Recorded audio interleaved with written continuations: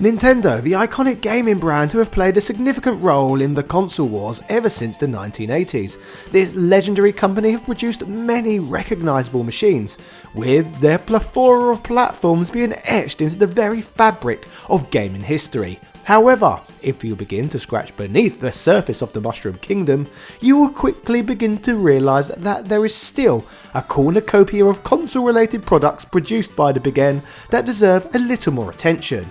So with that said, join me today as we discuss this, a device that changed the Super Nintendo forever. Yeah!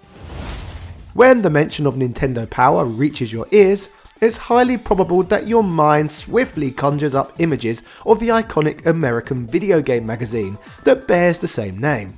This association is hardly surprising, considering the ample time American YouTubers have invested in nostalgically recounting their cherished memories, essentially elevating Nintendo Power to the status of sacred text. Whether you hail from the United States or not, the familiarity with what Nintendo Power represents seems almost universal by this point.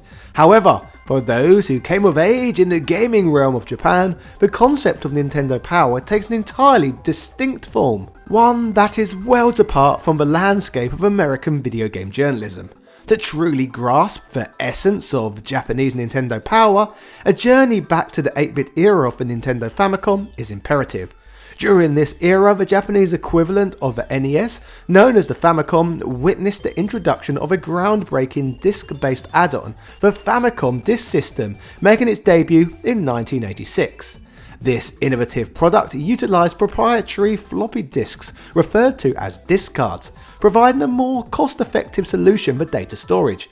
Beyond the economic advantage, the Famicom Disk System brought an additional high-fidelity sound channel to the Famicom, enhancing the audio experience for the Disk System games.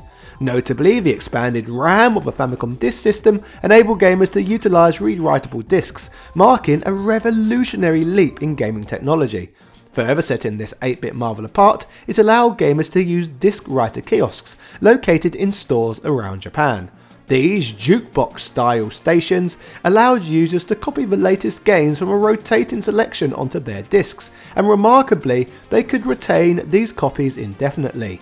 The cost for overwriting an existing disc with a new game from the available roster was a mere 500 yen, roughly 1/6 of the price of purchasing a conventional physical game. As an added incentive, instruction manuals were made accessible to retailers and could even be obtained through mail order for a nominal fee of 100 yen each, further enriching the gaming experience for enthusiasts in Japan. Delving deeper into the realm of the disc kiosk writers, these remarkable stations didn't just serve as conduits for commonplace gaming experiences, they elevated their significance by offering true exclusives. One standout example was the revival of the iconic Mario Bros. Arcade game, an addition that underscored the service's unparalleled value. The extent of these kiosks' adoration in Japan is staggering, with Famicom kiosk services remaining active until the year 2003. This was a period when gaming enthusiasts were already immersed in the evolving landscape of the GameCube, demonstrating the enduring legacy of these beloved gaming hubs. However, a question naturally arises. What about extending a similar service to the Super Famicom? After all, the Super Famicom lacked a rewritable disc-based add-on akin to the Famicom's. This brings us to the Nintendo Power, a pivotal player in expanding the frontier of gaming services in Japan. In 1996, a year when the gaming populace had largely transitioned to the Nintendo 64 or the Sony PlayStation, the Super Famicom, against the odds, continued to maintain a significant market share in Japan. This was precisely when the Nintendo Power service made its debut for the Super Famicom, introducing rewritable flash media into the equation. In a technological leap forward, Nintendo Power kiosks now featured flash writers, akin to the ones seen in the thumbnail image.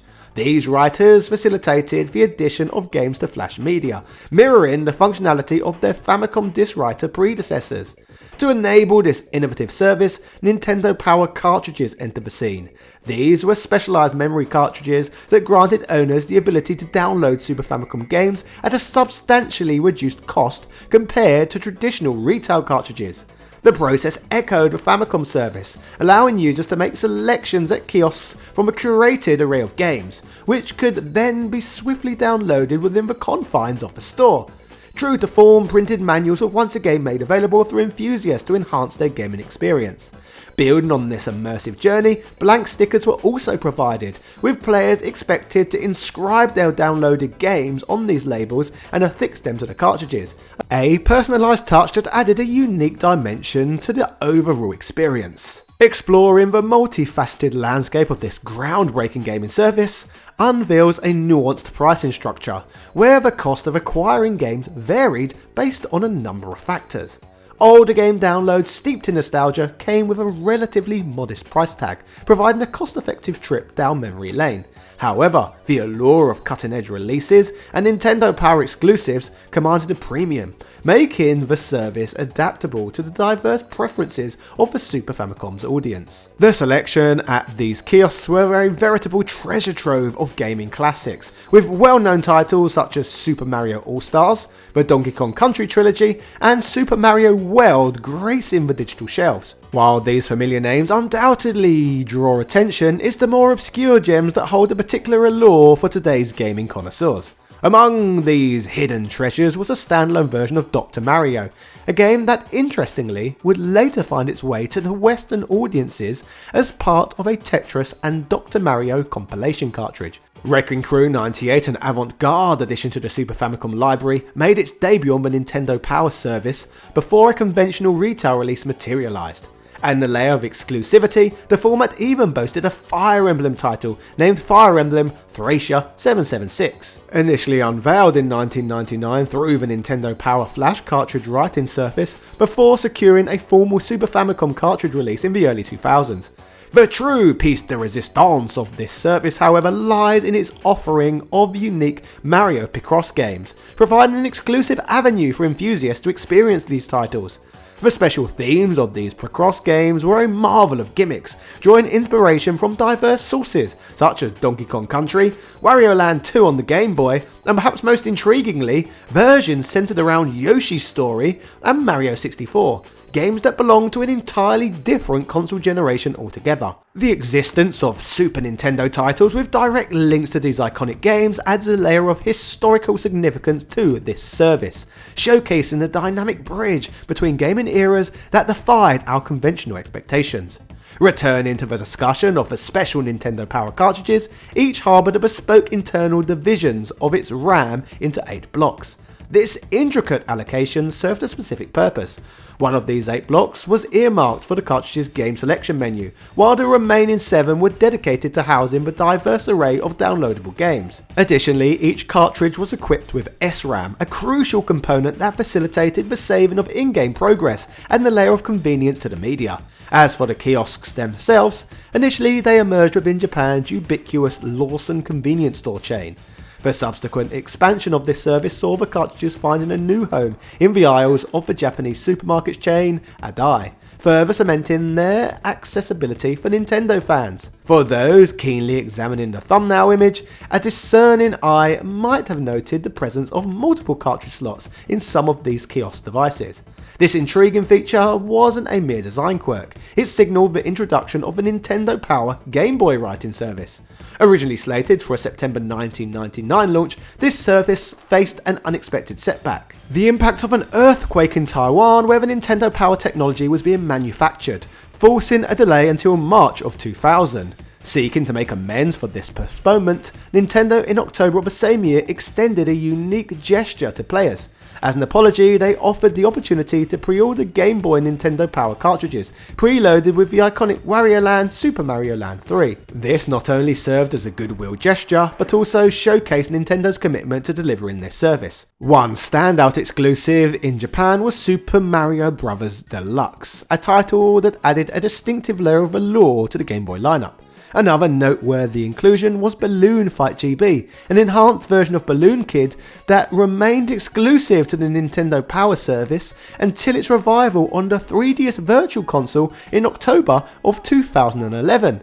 Expanding the narrative tapestry, the Nintendo Power Service unfolded its unique offerings with the introduction of the Loppi Puzzle Magazine series, a collection of puzzle games exclusively available through this innovative format. As of August 2001, after a commendable run that left an indelible mark on gaming history, the Nintendo Power Service underwent a transformative shift. A partial termination ensued, rendering it impossible to procure new Nintendo Power cartridges through traditional means, and the once accessible kiosks were no longer available for use. However, the legacy of Nintendo Power persevered in a different form. Gamers now had the option to send their Nintendo Power cartridges directly to Nintendo, relying on the company's customer services to install new games on the cartridges. This adapted version of the service continued to operate for an additional 5 years, concluding its run in February 2007. By this time, the gaming landscape had evolved into the era of a Nintendo Wii, where more convenient avenues for downloading old Super Nintendo games had emerged. Despite the closure, the echoes of a Nintendo Power Service endure, with a historical marker etched onto the nintendo.co.jp website. A notification memorialises the termination, stating, "The Nintendo Power rewriting service that we have been providing since 1997 has ended on February 28, 2007.